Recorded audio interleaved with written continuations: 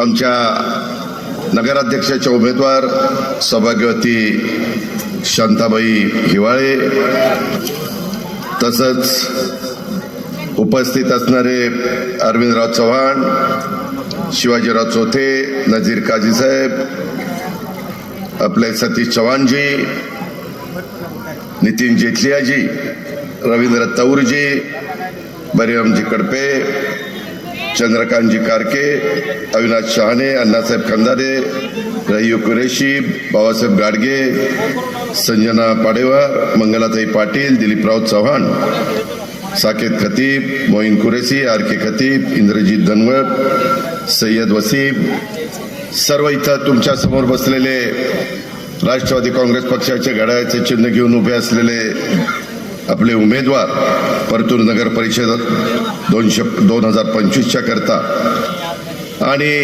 या परिसरातील जमलेले माझे प्रतिष्ठित नागरिक, पत्रकार मित्र आणि माझ्या बंधू भगिनींनो, तरुण मित्रांनो, मी सुरुवातीलाच आपल्याला सगळ्यांना सांगू इच्छितो, पण फार कमी काळापूर्वी काल दुपारी मी माझा कार्यक्रम आज इथं परतूर, औसा, नळदुर्ग आणि तुळजापूर अशा भागामध्ये ठरवला. मला थोडंसं येण्याच्या करता हेलिकॉप्टरची ताबडतोब सोय झाली नाही. मला यायचं होतं, त्याच्यावर पहाटे मी निघून इथं बरोबर 11 वाजता येण्याचा प्रयत्न केला आणि मी नितीनचं भाषण झाल्यानंतर लगेचच माईक हातामध्ये घेतला, कारण मला पुढे औशाला सभा आहे, त्याच्यानंतर मला तुळजापूर आणि त्याच्यानंतर नळदुर्गची सभा आहे आणि पुन्हा रातोरात मला पुण्याला जायचं आहे. मित्रांनो, याच्या आधी आपण वेगवेगळ्या प्रकारच्या निवडणुका लढवल्या. बरेच वर्ष राज्य सरकारमध्ये ह्या निवडणुका स्थानिक स्वराज्य संस्थांच्या होऊ शकले नाही आणि त्याची खंत माझ्यासारख्या कार्यकर्त्याला पण आहे. कारण नाही म्हटलं तरी स्थानिक स्वराज्य संस्था, नगरपालिका, महानगरपालिका, जिल्हा परिषद, तालुका पंचायत ह्याच्यातनं कार्यकर्ता तयार होतो. मी माझ्या राजकीय जीवनामध्ये गेल्या 35 वर्षामध्ये अनेक सहकारी हे स्थानिक स्वराज्य संस्थेतनं वर आलेले आणि राज्याच्या प्रमुख पदापर्यंत पोहोचलेले बघितले. पण त्याच्यामध्ये मुख्यमंत्री विलासराव देशमुखांची सुरुवात सरपंच पदापासून झाली, स्वर्गीय RR पाटलांची सुरुवात जिल्हा परिषदेच्या सदस्यपदापासून झाली. अनेक माझ्याबरोबर काम करणारे मंत्रीगण पूर्वी जिल्हा परिषदेतनं पुढे आलेले आहेत, काही सहकारातनं पुढे आलेले आहेत, काही नगरपालिकेतनं पुढे आलेले आहेत. आणि त्याच्यामुळं स्वर्गीय यशवंतराव चव्हाण साहेबांनी त्या काळामध्ये खऱ्या अर्थाने सत्तेचं विकेंद्रीकरण करण्याच्या करता ही भूमिका स्वीकारली आणि त्याच्यातून त्या ठिकाणी त्यांना प्रतिनिधित्व दिलं. इथं कुणाचा आवाज येतो? त्या उमेदवार आहेत का? त्यामध्ये मला आपल्याला सगळ्यांना सांगायचंय की जवळपास 9 वर्ष झाली निवडणुका न होऊन, त्याच्यामुळं मधली जवळपास एक बॅच बाहेर निघाली. शेवटी तरुण कार्यकर्त्याला वाटतं, माझ्या माय माऊलीला वाटतं, माझ्या लाडक्या बहिणीला वाटतं, माझ्या बांधवांना वाटतं की आम्हाला संधी मिळाली पाहिजे, कुठंतरी त्यांना काम करण्याची इच्छा असते. आणि मित्रांनो, लोकसभेची निवडणूक देशाचं भवितव्य ठरवणारी असते. देश कुणाच्या हातात द्यायचा हा निर्णय संपूर्ण भारत देशातला मतदार घेतो.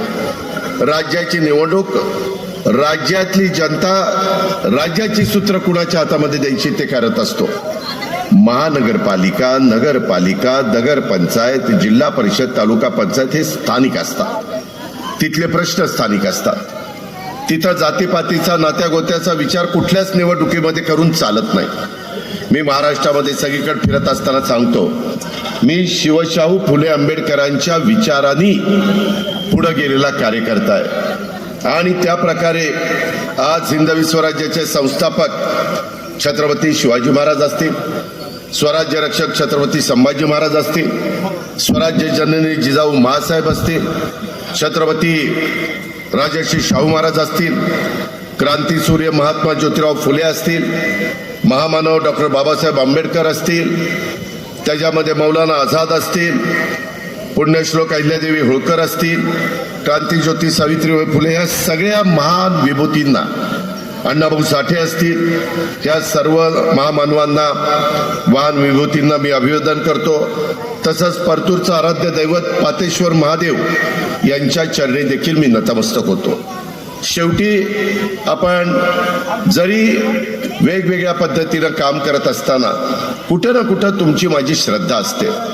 श्रद्धेच्या ठिकाणी आपण नतमस्तक होतो, पण लोकांचे प्रश्न समजून घेत असताना कधी आपण जातीभेद करत नाही, सगळ्यांना बरोबर घेऊन जातो. तुम्ही पहा, स्वर्गीय यशवंतराव चव्हाण साहेबांनी हिंदवी स्वराज्याची स्थापना केली.